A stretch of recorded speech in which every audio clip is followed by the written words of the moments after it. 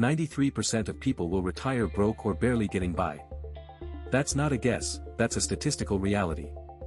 And the sad part is, it's almost never about income.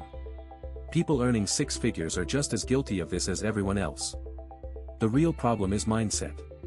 Most people treat money like it's meant to be spent the moment it arrives. They upgrade their lifestyle every time they get a raise, they finance things they can't afford, and they tell themselves they'll start saving later. Later never comes. Here's the thing nobody wants to hear. Wealth is boring. It's not crypto moonshots or stock tips from your cousin. It's spending less than you earn, consistently, for years.